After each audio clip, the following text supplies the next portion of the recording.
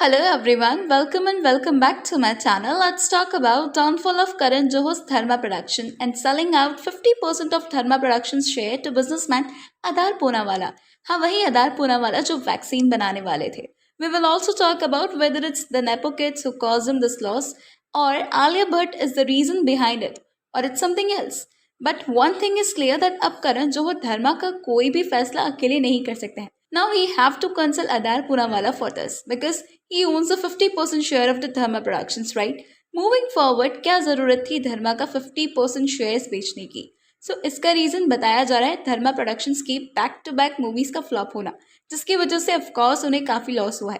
But what's the reason behind this downfall and back to back flop movies? Karan को लेके इस backlash के बारे में जानने से पहले करण के फिल्म मेकिंग करियर के बारे में हमें थोड़ा सा जानना होगा. धर्मा प्रोडक्शंस के फाउंडर करण के फादर यश जौहर थे and in 1998 Karan Johar made his debut as a director at the age of 26 with the film Kuch Kuch Hota Hai and that movie ruled the whole Bollywood at that time. Karan की फर्स्ट मूवी थी ये एंड उन्हें इस movie के लिए बहुत अप्रिशिएट किया गया by giving him several awards for this masterpiece. इस मूवी में लोगों को शाहरुख खान एंड काजोल की केमिस्ट्री बहुत ज़्यादा अच्छी लगी थी, including the kind of family drama ही shown on the big screen. Also people felt connected to it. That was the main reason for the success of his movies. और एक और चीज़ उनकी मूवीज में कॉमन थी, वो है Shahrukh Khan. Karan was totally obsessed with him. Almost 1998 to 2010 कल हो ना हो, दोस्ताना, कभी खुशी कभी गम, चक दे इंडिया. यहाँ तक तो Karan work with established actors till 2010 and then he changes ideology. उन्होंने न्यू कमर्स को लॉन्च करने का प्लान बनाया. देन इन 2012 उन्होंने आलिया भट्ट, वरुण धवन और सिद्धार्थ मल्होत्रा को लॉन्च किया through the movie Student of the Year. And Karan Johar की बाकी मूवीज की तरह ये मूवी भी बहुत हिट रही because it was something new to the people. But इसको भी बहुत प्यार मिला because it cope up with upcoming generation drama. And यहाँ से अब करण जौहर ऑब्सेस्ड होने लगे आलिया भट्ट से, अलाइक शाहरुख खान. बट यहाँ पे ही ruled her career. Two states, Humpty Sharma ki Dulhania, Kapoor and sons, Shaandaar, dear Zindagi, Raazi, कोई भी मूवी हो, story change, hero change, but Alia Bhatt was the face of Dharma productions, जिससे लोगों को धीरे धीरे चिढ़ उठने लगी. Although two states, Humpty Sharma ki Dulhania, Raazi ये हिट रही, बट बार बार आलिया भट्ट को उनके हर मूवी में देखना became too much boring to the audience. 2018 में कलंक एक स्टार स्टडेड फैमिली ड्रामा था जिसमें संजय दत्त, माधुरी दीक्षित, सोनाक्षी सिन्हा, आदित्य रॉय कपूर, कृति सैनन, वरुण धवन और भी कई बड़े स्टार्स थे. But still it didn't work. इसके बाद धड़क में करण जौहर ने श्रीदेवी की बेटी जानवी कपूर और शाहिद कपूर के भाई ईशान खट्टर को लॉन्च किया.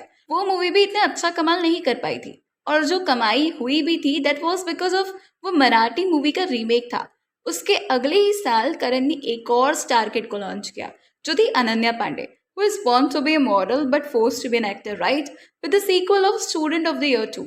This was a time जब 2019 में करण की कोई भी मूवी नहीं चली, जबकि स्टार स्टडेड मूवी थी. And after the death of Sushant Singh Rajput in 2020, people got to know about the nepotism ruling the Bollywood. And from here on, लोगों को समझ में आ गया कि ये लोग सिर्फ स्टार किड्स को चांस दे रहे हैं. People like Sushant Singh Rajput and others जिनका बॉलीवुड में कोई गुरु नहीं है, छोटी जगह से आते हैं अपने बड़े सपने लेकर के, उन्हें ये लोग बिल्कुल आगे बढ़ने देना ही नहीं चाहते. उसके बाद करण को बहुत ज्यादा ट्रोल किया गया, जो कि बहुत हद तक सही भी था. They were not at all giving chance to the outsiders. He believed to give privilege to the star kids rather than giving chance to the newcomers. और उस time Karan was okay with it. उन्होंने interviews में खुद को defend करके भी यही कहा कि इट्स पीपल्स ओपिनियन, बिकॉज कुछ भी हो लोगों को देखनी तो उनकी ही मूवी है. और वो अब जानवी कपूर से भी ऑब्सेस्ड होना शुरू हुए, बैक टू बैक जानवी को मूवीज में लेना, जबकि लोगों को उनकी एक्टिंग नहीं पसंद आ रही थी. Then we all know that कि जानवी के सर्जरीज की वजह से उन्हें लोगों ने पसंद किया बाद में, वो भी not because of her acting. Karan फिर भी जानवी एंड अनन्या को अपने शो के थ्रू प्रमोट कर रहे थे, बट उनकी मूवीज फिर भी फ्लॉप जा रही थी. आलिया भट्ट की एक्टिंग एक्चुअल में बाद में जाके अच्छी हुई, बट जानवी एंड अनन्या को आलिया जितना बड़ा ब्रेक नहीं मिला. It was all about the attitude of Karan Johar. उन्होंने इंडियन ऑडियंस को बहुत ज्यादा फॉर ग्रांटेड ले लिया एंड स्टार किड्स के साथ काम किया, जबकि ऑडियंस को वो पसंद नहीं आ रहा था, जिसकी वजह से करण की मूवीज फ्लॉप होती गई.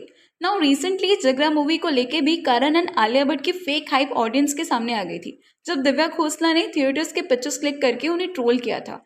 एंड आई थिंक करण का आलिया को लेके ऑब्सेशन भी नहीं वर्क किया बाद में. रॉकी रानी की प्रेम कथा, ब्रह्मास्त्र जैसी बिग बजट मूवीज भी उनकी आलिया भट्ट के साथ नहीं चली. और पता नहीं करण जौहर की श्रद्धा कपूर के साथ क्या दुश्मनी है, वो भी एक स्टार किड है, बट उन्होंने कभी भी उन्हें फेवर या सपोर्ट नहीं किया।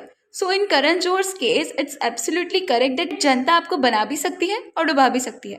एक रीजन और है बॉलीवुड मूवीज के डाउनफॉल का, और वो ये है कि ऑडियंस को मूवी देखना अब बहुत ज्यादा महंगा पड़ता है। मूवीज के टिकट से ज्यादा तो पॉपकॉर्न और पेप्सी के पैसे लगते हैं।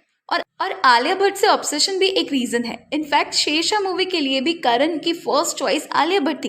That was the reason behind the loss in Dharma productions. So that's all for today. Let me know your thoughts on this in the comment section, and अगर वीडियो अच्छी लगी तो लाइक शेयर एंड सब्सक्राइब जरूर करें।